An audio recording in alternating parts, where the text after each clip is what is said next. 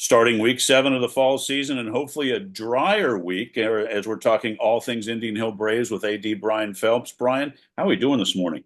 Doing great. Thankful to get past the last few days of last week and the weekend. It was made things a little tough. You had some challenges. No doubt about it. Rearranging things, bringing portalets in, no power during games. It's the kind of stuff they don't teach in class, that's for sure. And I don't think you guys missed a beat, right? I know some things got moved, but did anything get canceled?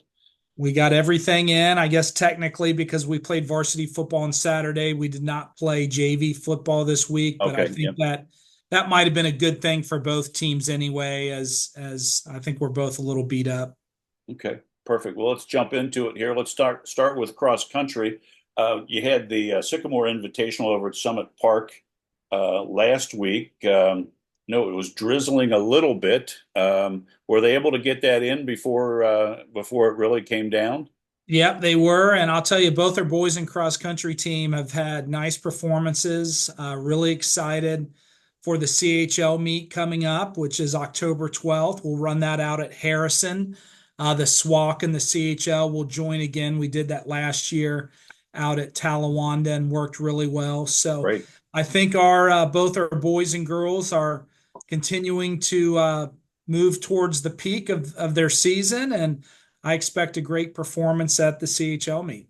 That sounds great. I know one of the tune-ups they'll have is tomorrow at Voice of America Park, the CHCA Invitational. So good luck to them as they gear up for the CHLs and then districts right around the corner. Let's go to field hockey. Boy, the great season they're having. Woo, they are on a run. And let's see, traveled to Ursuline on Thursday of this week. I'm guessing that's at the old Grooms Park there off of Grooms Road. Is that where they It host that? it is, yep, the Blue Ash Sports Complex off of Grooms. That's where they'll play, and yeah, headed up to Columbus, beat a good Olentangy Orange team 1-0.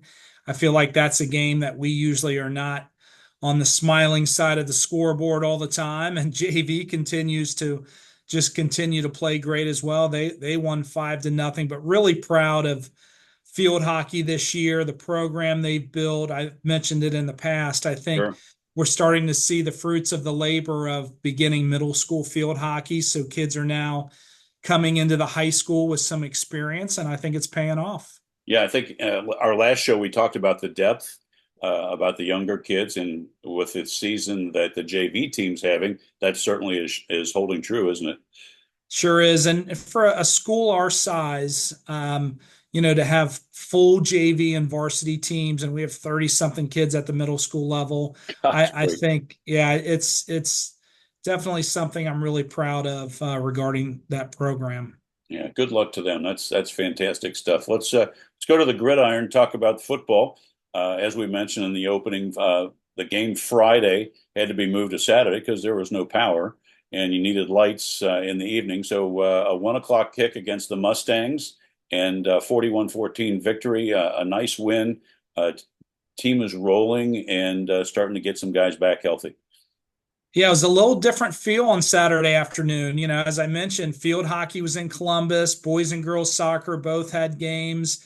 So, that's most of your student section right there. So it was a little bit of a skeleton crew. The weather, it was still raining, so it wasn't great. No announcer, no scoreboard, no restrooms. So we brought in portalettes that morning to make sure we had something for those in attendance. But at the end of the day, we still played football and we were victorious 41-14 over the Mustangs of Madeira. And we continue to get better each week. Really excited for, a lot of focus has been on Devlin Daniel, who's just been unbelievable. He's over, close to 1,200 yards now and 21 touchdowns. But even more impressive, I think, well, maybe not more impressive, also impressive is our defense. Our run defense, especially, has just been so solid. To be honest, I feel like the 14 points for Madeira, there was a fluke halfback pass to score in the first quarter and a long pass against our JV kids at the end of the game. And that it was that close to being a shutout. But I'm really impressed with how our defense is playing right now. Yeah, it's great. Great stuff all around on the varsity football team. It felt like a scrimmage, because you didn't have a scoreboard on, no PA. It felt like that week two scrimmage before you start the regular season. It really did, but hopefully that gears us up to head over to Reading. They're always a tough bunch, and it's always tough to play there. And they have a grass field, and with all the rain, we'll see what kind of condition their field's in, and so it's going to be a tough matchup for us as we head to Reading this Friday. Yeah, and you can get tickets at IndianHillBraves.org before your trip over to Veterans Memorial Stadium. So good luck to the football team. Let's switch. Let's go to the links and talk golf. And I know things are going very well for the golf teams. Yeah, so girls golf ended last week at sectionals, and really just I'm glad we were able to get a program reestablished. We didn't have any seniors. It was a really nice group of girls. We have some middle school girls coming on up, so hopefully girls golf will be alive and well for the immediate future at least. Perfect. Boys golf, I probably had their best day at sectionals, shooting a 328. That put them in fifth place, which they take the top four to move on to districts. But Mr. Lewis moves on to play at districts at Pipestone on Tuesday. So we move forward as an individual, and the team was that close to moving forward altogether. Brian, how many seniors did the boys have? Did they have a lot of seniors on the team? Three seniors for the boys team, and similar to the girls, I think we knew this would be a bit of a rebuilding year. They showed signs of really being able to shoot low, kind of like at sectionals, as I mentioned. So there's Sure. a lot to look forward to for boys golf. I would say that we're back, and we're going to just continue to get better over the next couple of years. That's exciting. Let's switch over to the pitch. Start with boys soccer. Boy, what a season they're having. Holy cow. This week, uh, host Wyoming, always tough on Tuesday, and then travel up to a team that they may see down the road in DeSales on Saturday at 1 o'clock. So a challenging week, but I'm sure they're up to the task. Yeah, boys soccer being undefeated on the year is not because they've been playing a cupcake schedule. They've really tested themselves, have gone all over the state, Right? really have some of the best players in the state on this boys team, led by Connor Wilkes. It's not just Connor, he's a tremendous player, but he has a lot of support around him as well, and they're fun to watch. And it's going to come down to we have two big games left in the CHL. Tomorrow, hosting Wyoming is a huge game for us. Wyoming will always bring their best when they play the Braves, no doubt. We'll finish up with Taylor as well, but we need to continue to just keep getting better. And so far, it feels like we're getting a little bit better each week. And I know our boys will not be looking past the Cowboys of Wyoming tomorrow night. Yeah, exactly. So best of luck with them. Let's go to the girls' side of the pitch. Also having another strong season. This week they have, looks like as of right now, one match traveling to always tough Wyoming on Wednesday at 7, but another stellar season for girls soccer as well.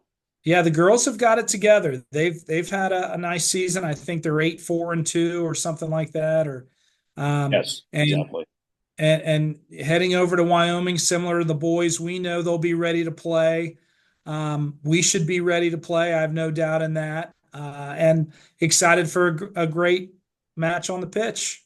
That's great. Let's go to the hardcore talk girls tennis. Looks like sectionals start Tuesday. Are they at Princeton? Is that where you guys will play sectionals, Brian? We play at Mason High School. Oh, Mason. Okay.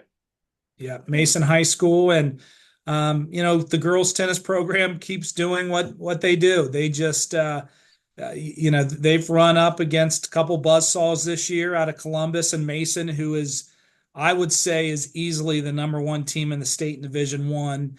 But we continue to make sure we get a couple matches with them each year, and that just makes us better.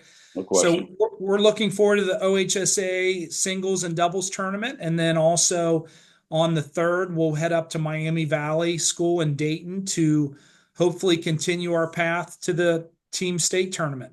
Yeah, it's exciting. Best of luck, girls. I hope it's a great run for you.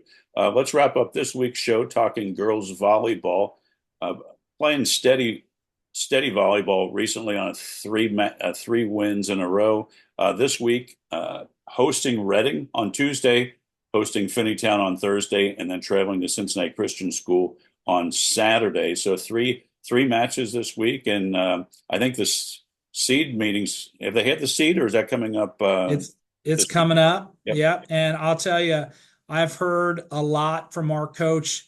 We're so close. We just have to get over that hump. And I'll tell you what, we got over the hump. I hope it propels us for the rest of the season. But being down 0-2 to Madeira as we celebrated and recognized breast cancer awareness, our pink night, we were down 0-2 and came back and won three straight to defeat an always tough Madeira Amazons volleyball team.